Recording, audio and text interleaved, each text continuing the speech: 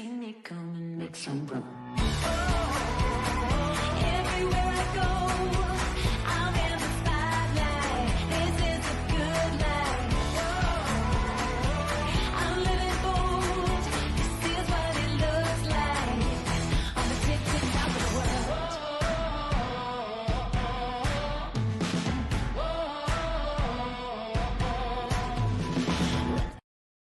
Are electronic bills of lading officially taking off in the U.S.? We'll see. And the FMC reshuffled its competition team. Did you miss that?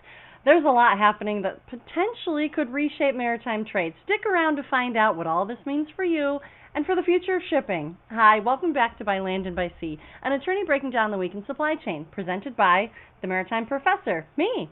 I'm Lauren Beagen, former FMC International Affairs attorney, founder of the Maritime Professor and Squall Strategies. By Land and By Sea is your friendly guide to the regulatory twists and turns of global ocean shipping, and me, well, I'm your favorite maritime attorney, making sense of it all so you don't have to. As always, the guidance here is general and for educational purposes only. It should not be construed to be legal advice, and there's no attorney-client privilege created by this video or this podcast. If you need an attorney, contact an attorney. This is plain language maritime, created so that anyone, not just lawyers or industry insiders, can understand what's happening in the world of shipping. Let's dive into this week's episode because, as you know, ocean shipping moves the world. All right, story number one. Chinese container ships get permission to sail Russia's Arctic Northern Sea Route. So the Russian government this week recently allowed Chinese container vessels to use the Northern Sea Route. This cuts shipping time between Asia and Europe by navigating along Russia's Arctic coast. So I bring this up because we've recently talked about the Northern Sea Route when we were talking about the Federal Maritime Commission investigating maritime choke points. That's where shipping can get bottlenecked, as the FMC was looking into. This Arctic Northern Sea Route is one of those choke points with unique challenges, ice conditions, limited ports. And this is interesting and significant because it signals that this shipping route that was otherwise very Arctic might be a viable option for commercial container vessels to use more frequently. If so, and if more ships are going to be taking this route, it could change supply chain timing and costs.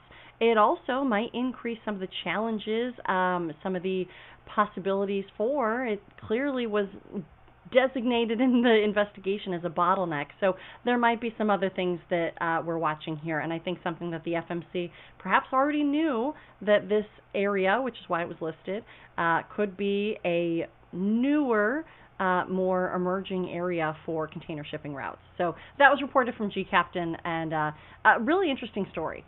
Story number two, this was also brought to us by G Captain, and also was I'll just jump into it. So China's state-owned shipbuilding titans CSSC and CSIC have merged to create the world's largest shipbuilding company. So this is a move that consolidates their strengths and streamlines resources amid some challenging global market changes that have been happening recently. So by no means is China been knocked off of its perch of the number one shipbuilding country in the world. But look, this merger isn't just about scale. It might also be, I guess I'm kind of reading it to potentially be a response to what's being reported recently as potentially declining global demand for new ships out of China, right? There might be increasing production costs generally, but it's this geopolitical tensions and some of the trade tensions that might have necessitated, perhaps, I don't know, right? I might be kind of reading into that, but it's interesting that shortly after the USTR port fees proposal designed to incentivize shipping on non-Chinese vessels, non-operated or built Chinese vessels, and then subsequent reports coming out saying that the order book has been significantly or at least increasingly reducing on Chinese orders, ships on order out of China, that perhaps this is all connected, right? I kind of just, these are my opinions, and I'm just trying to connect some dots that I'm seeing here. Maybe it has nothing to do with it. Maybe this was always going to be a combination of these two companies. But I can't help but wonder if that threat of USTR port fees that we're still expecting to, I think, hit in October, if the threat of these USTR port fees on China-built and or operated vessels and the subsequent decline has been reported in shipbuilding orders from these Chinese shipbuilders, maybe it's putting pressure here on these two companies, and maybe, I don't know, right? This is just kind of, I don't know, just trying to put things together, but perhaps this merger might be a result of that. It doesn't say that for sure. What is being announced is that this consolidation has been approved and will be going forward. So it could lead to shifts in ship availability, pricing globally, potentially affecting freight costs and vessel deployment decisions, right? Anytime there's kind of consolidation, potentially could be a reduction in competition. But also, if all of the shipbuilding efforts that are happening on the U.S. side come to full fruition, right, it's not going to happen next year, but it might happen in the sooner rather than later time period, which who knows what that is. But it might happen sooner rather than later. And if that's true, then there's going to be more global competition, and perhaps that's what's being positioned here, so that China's shipbuilding is in a better overall business standpoint to compete against newer shipbuilding entities like perhaps the United States in years to come. We'll see, but I wanted to flag this because obviously the story of the merger reflects a combination of very important, very large, very significant shipbuilding efforts out of China, but maybe there might be some other connections here, so I wanted to flag that for your attention. Story number 3, the White House, you probably already heard about this. White House extends reciprocal tariffs through August 1st. The White House issued an executive order. I didn't realize it was actually came through in an executive order, but it's called extending the modification on the reciprocal tariff rates. So these are those IEEP tariffs, though the tariffs were originally implemented as a way to, kind of rebalance U.S. trade deficits was how they were being positioned, and served as a negotiating tool is what we've been seeing most recently to influence trade deals and terms internationally. So why is this important? Why does this matter for the listeners here? For importers, this extension means that additional tariff costs will remain in effect for a variety of goods from multiple countries, not just China, continuing to impact supply chain budgets, pricing, and sourcing strategies. Strategically, these tariffs represent an ongoing effort, it seems, right, by the administration to reshape global trade relationships, and it seems to be having that effect. And in turn, you could argue, right, that it's creating trading practices that maybe create more of a, I want to say fair, but I think it's more of a rebalance is actually where I want to say, what I want to go with that.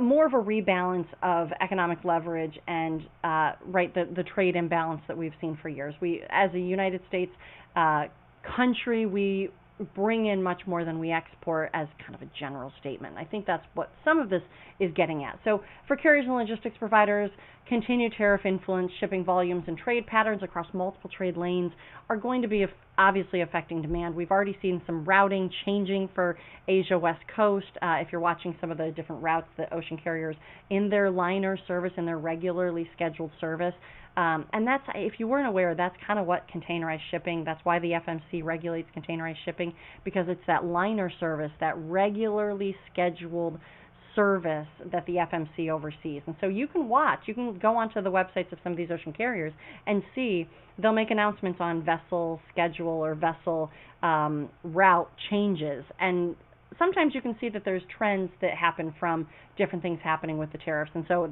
this is no exception to that. Obviously, businesses continue to prepare for ongoing tariff-related expenses. I think everybody's just trying to figure it out as we go, but it looks like maybe August 1st is going to be a date that holds a little bit stronger than this July 9th and previously the April 9th. We'll see. I think that it's still trying to create this larger geopolitical context and negotiation strategy. So, it's no help, but anything's at play, right? This is something that will continue to develop, and we'll just keep watching it as it relates to ocean shipping, right? This is what I think, and I've said this before, I think what you can garner from some of these trade deals, though, is focus on the commodities that are moving around and some of the commodities that are being positioned in the trade deals, because that'll also help you know what ports are going to be busier than others, where commodities traditionally come in, because sometimes the commodities come in through certain ports, perhaps 2 or 3 ports instead of all of them equally, because usually there's a little bit better infrastructure for certain commodities coming in. They can flip it, they can transload, they can do all these things with the commodity based through the infrastructure that's close to that port. So something to keep in mind. As you're watching these trade deals come through, perhaps look at them a little bit closely to see what commodities and if it affects your area of the supply chain world. All right, story number 4, the Federal Maritime Commission, because what is a By Land and By Sea episode without talking about the FMC?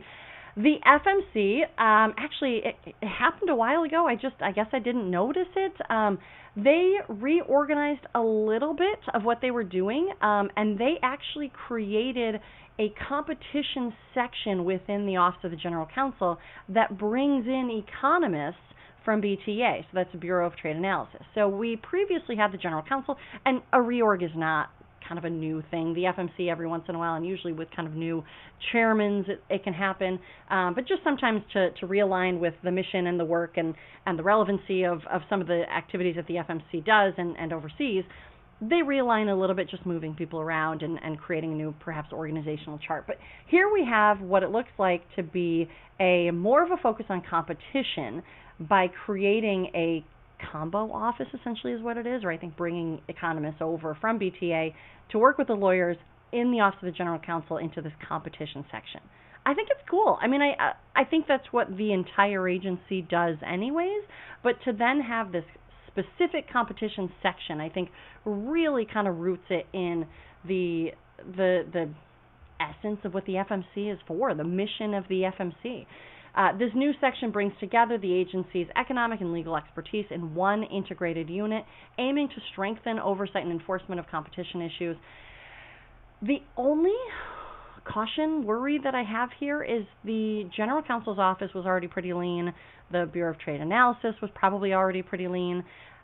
The entire agency is definitely pretty lean, and what I mean by that is they only have anywhere between 115 to maybe even 140 when they're kind of like max capacity people working there. 115 to 140 or 150. I mean, that's like a teeny tiny company, and they don't really have many people working there. So moving people around, I mean, the General Counsel's office itself is usually like 10-ish people.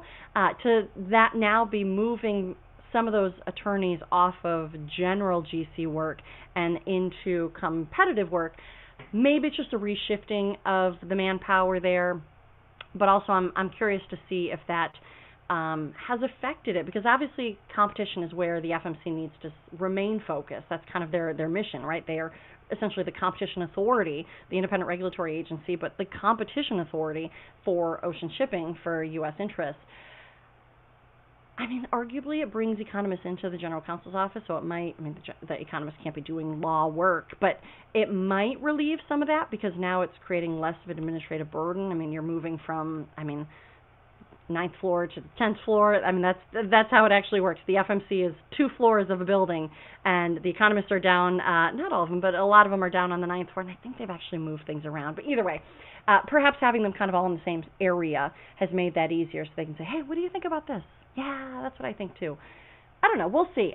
It's all about manpower at the FMC. Until they get more people, they are running so lean and they are doing so much these days that I always just get a little bit nervous when I see movement or repositioning or new authorities or expansions of authorities, because they really need a bigger budget and more people if they are going to continue to work at this higher frequency that they've been doing.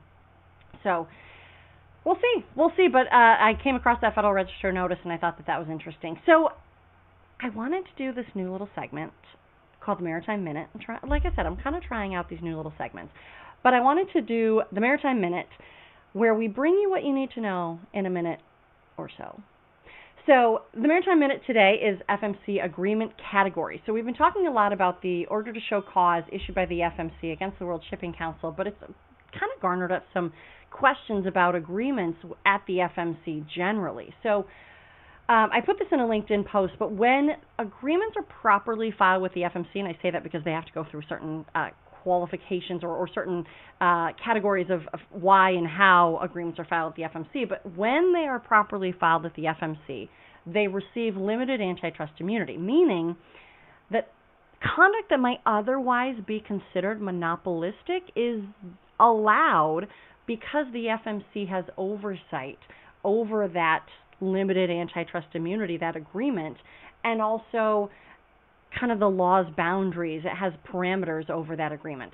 So if an agreement's purpose or activities fall outside the FMC's regulatory scope, that immunity can be challenged and revoked, meaning those activities might not be legally allowed to continue. So what are the agreement types? And I think we're probably already at a minute, so this maybe is the Maritime Minutes section. But we have quite a few different agreements, and I just wanted to hit them quickly just so that you had exposure to them. So we have the vessel sharing agreements. We often talk about these. In their larger version, they are global vessel sharing agreements, or the alliances. So this is where shipping lines share vessel space on specific trade lanes with space allocated differently per port, or vessel sharing but on a global scale, and those are the alliances, covering multiple trade routes under one agreement. Space charter agreements are also a thing. That's where one carrier provides vessel space to another for compensation or services without rationalizing capacity. We have rate discussion agreements, so allows carriers or terminal operators to discuss or agree on rates or charges, binding or non-binding. An example of this would be West Coast of South America discussion agreement. So this is, and these are actually taken right off of the FMC's website. So if you would like to dive into any of these agreements, feel free to jump over to their website under the agreements category, and you'll see examples that you can go click through. Cooperative working agreement is the one that has come recently into attention with this order to show cause. So cooperative working agreements establish exclusive or cooperative working relationships not covered by other specific agreements. They're kind of a catch-all, which is why this is an interesting one that the FMC has done the order to show cause with the World Shipping Council. We also have assessment agreements providing collective bargained fringe benefit obligations, often related to labor agreements. This was something when we were talking about the ILA stuff, I was like, oh, I didn't realize the ILA files it with the FMC. Conference agreements, carriers agree to fix uniform tariff charges and conditions for passengers or cargo on specific routes. These conference agreements mostly circled out, I think maybe entirely circled out, with OSRA 1998. Yes, that's right. There was an OSRA before 2022. There was an OSRA 1998, which was a deregulatory effort. But for the most part, conferences kind of went away, and now we see these global alliances as kind of what's come in current day. We also have equipment discretion agreements, self-explanatory joint service agreements. Carriers operate jointly under a single brand with independent rates, tariffs, and billing. Joint venture agreements, maritime terminal facilities agreements, maritime services agreements, and that's the round out. That's your Maritime Minute, brief-ish, clear, and maritime. Look, that's it for today. If you liked this episode, be sure to follow, subscribe, and leave a review. We missed a section. I can't believe it. I'm going to see if I can actually pull it back up, because we were talking about e-bills of lading, and for some reason it didn't make it into my script, and so we are flying free here. I'm going to go try to pull that section up from my notes, because I'm not sure why it didn't make it in here. So let me get that, and this is where live meets recorded. So the e-bill of lading is such an interesting new development, and I wanted to make sure that we did not miss it.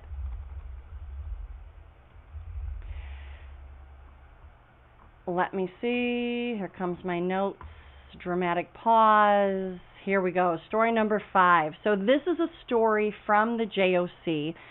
This story was a fantastic story, albeit brief, but I think for the significance of what's happening here. So Eric Johnson from Journal of Commerce actually wrote this story, and I'm going to quote him from the very beginning, because I think that he does a really good job kind of presenting what happened here. So U.S. Bank has completed its first trade finance transaction using a digital ocean bill of lading. Another small step toward the industry's intent to transition to 100% digital bill of lading by 2030. This transaction, disclosed by U.S. Bank on Thursday, was facilitated by electronic bills of lading software vendor WaveBL for a U.S.-based exporter using Mediterranean Shipping Company, MSC, which issued the EBL. That's all a quote from Eric's article. So this milestone, and I think that it should be considered such, this milestone highlights U.S. Bank's pilot program to adopt electronic bills of lading for U.S. exporters. It's a key move to modernize global trade documentation. This traditional paper bill of lading serves as proof of cargo ownership, a receipt, a contract, but it can be slow, and the traditional bill, right, it's a piece of paper. Why does this matter? The successful transaction is proof of concept that EBLs, electronic bills of lading, can work effectively in real-world trade finance. It demonstrates how digitization can speed up processes, reduce fraud risk, and enable faster access to financing. By proving this model, it helps build confidence among exporters, banks, carriers in this adoption of EBLs more broadly. Electronic bills of lading are truly about to and currently transforming shipping by enabling these faster financing, lower fraud risk, and improving supply chain transparency. This transaction marks a pivotal step toward the maritime industry's goal of full digital transformation by 2030, like I said. And now it's happened.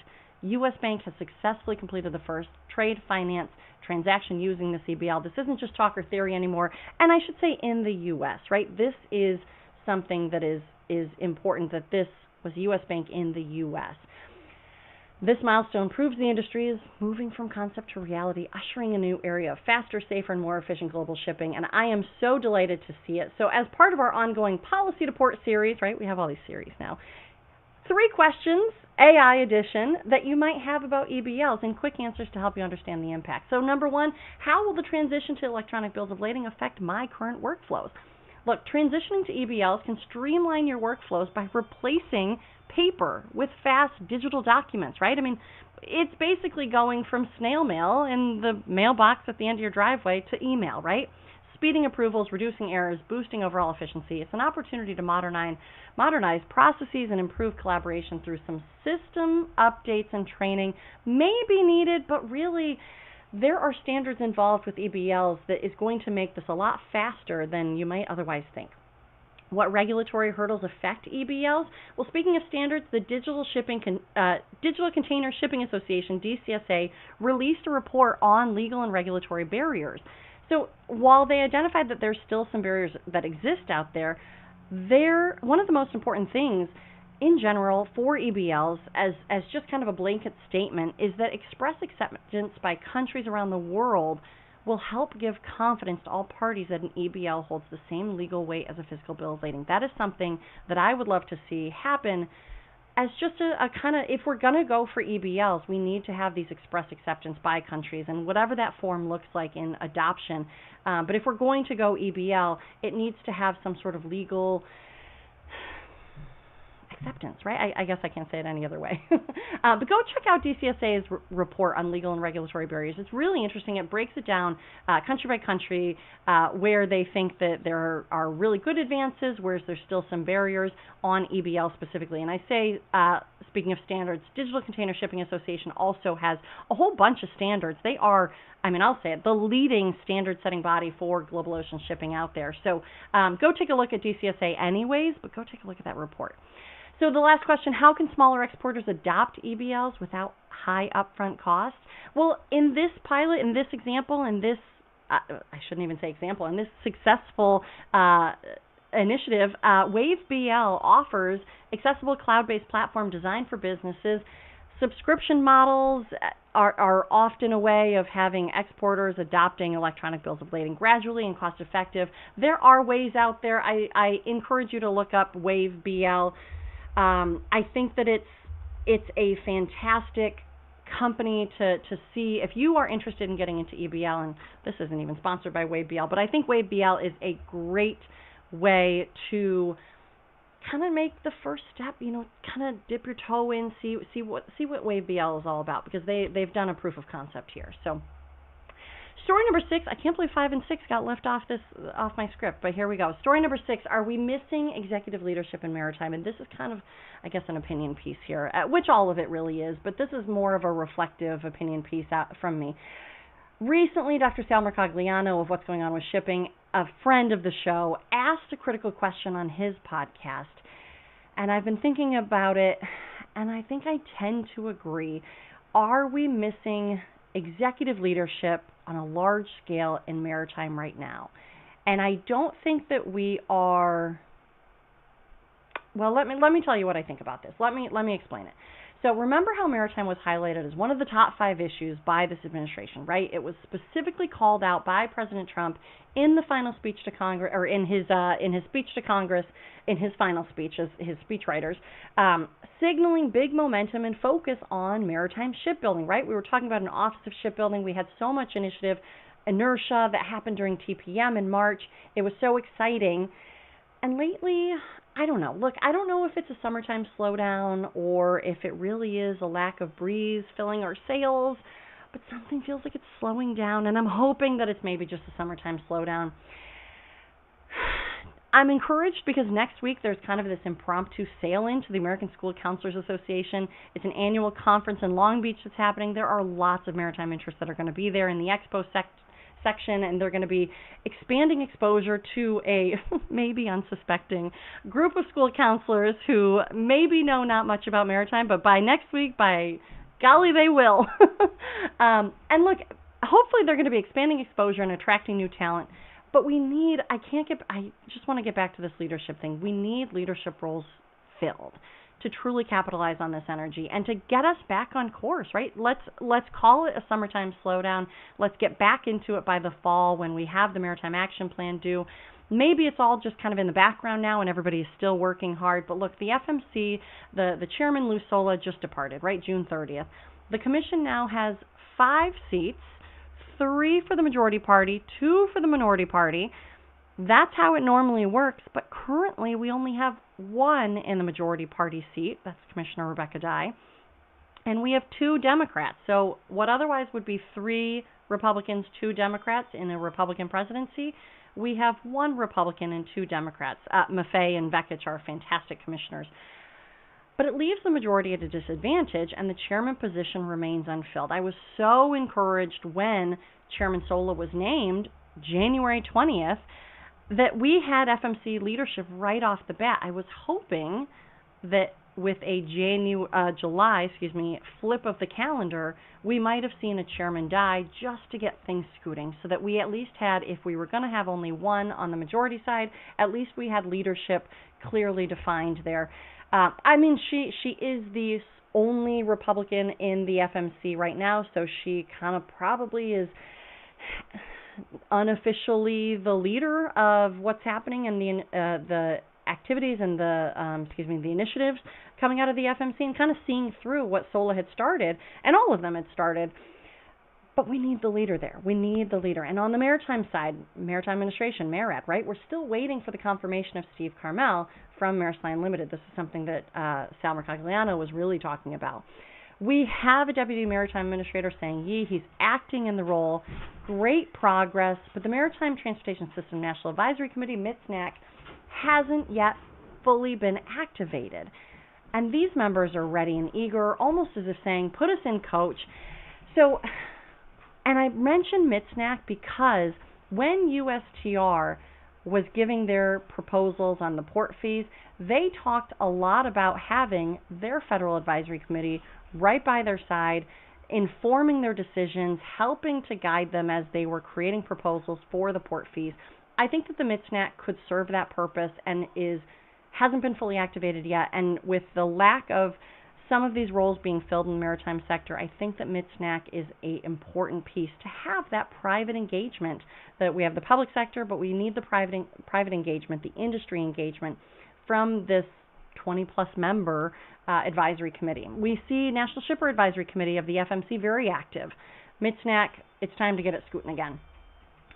Adding to the leadership gap, too, Sal talked about this, the National Security Council experienced what's been called kind of a Maritime Day shakeup. Shortly after Maritime Day, they lost a few key maritime-focused members. They were repositioned in other positions in the federal government. But it's important that we still have that excitement and that strong presence in the White House through the National Security Council on maritime, right? We have this executive order on maritime dominance, and we just passed the 90-day mark from the executive order, meaning it was April 9th, it was July 8th that was the 90-day mark for that. Most deadlines for reports with that go to the National Security Council, for the most part, right? They kind of go all over, but go to the National Security Council. I would hope that we get that fully staffed up, and maybe I just don't know what's happening there, right? It's not like these are publicly announced positions of leadership under Maritime and NSC. But we need these reports to come into a fully staffed Maritime so that we can turn them into a Maritime Action Plan, which is due 210 days from the executive order, which is this November 5th date. We still have 3 different categories under the executive order timeline. We have the Maritime Action Plan, which is due 210 days, which is that November 5th, like I just mentioned. We also have 2 others that are still outstanding. So we have ensuring the security and resilience of the maritime industrial base. That's 180 days after that April 9th date, so that puts us at October 6th. And we also have increasing the fleet of commercial vessels trading internationally under the U.S. flag, another section of the executive order, 180 days from that April 9th, October 6th. So what does all this mean? Why am I kind of making this opinion piece? I think Sal had it right on. I think that we need this full executive leadership, a robust National Security Council maritime team ready to act. And the thing that I'm adding on is I think that we need this Federal Advisory Committee, this Maritime Transportation System National Advisory Committee, right there step in step, because it gives you industry that's ready, available, willing to work, been doing fantastic recommendations through the last charter and through many, many charters, but also a captive industry audience that they can bounce ideas off of. And I think that's how USTR was using their Federal Advisory Committee. It's time for some of these leadership roles to be filled. Look, Congress, if you're listening, let's get going. Let's get these filled. Let's get these and for MARAD and DOT, let's get these advisory groups activated. Let's keep maritime moving forward. Let's call this just a summertime slowdown, but let's be reinvigorated, re-energized, and let's move forward into a really active and exciting maritime action plan, because I think what this is kind of being seen as is perhaps a national maritime strategy, and that's something that I can't tell you how many years a national maritime strategy has both been attempted but also called for, pined for, I guess I should say. So we'll see what happens next. I'm still encouraged. I'm still excited. I still think that maritime is more in the nightly news than it ever has been, and I love it, right? I think that it's great to have so many maritime issues on the forefront, that maritime security is national security, and so I thought that it was appropriate to have maritime as part of the National Security Council. I just want to see it continue. I want to see it keep going. And maybe now it's just when the work's happening in the background, but we need a little bit more. We need a little bit more of a yes, we see the maritime industry, we're still moving forward, and we still have the engagement. So that's it for today. Now that actually is it for today. If you liked this episode, be sure to follow, subscribe, and leave a review. Want to go deeper or bring this insight to your team? Visit themaritimprofessor.com for corporate trainings, tailored briefings, and on-demand webinars.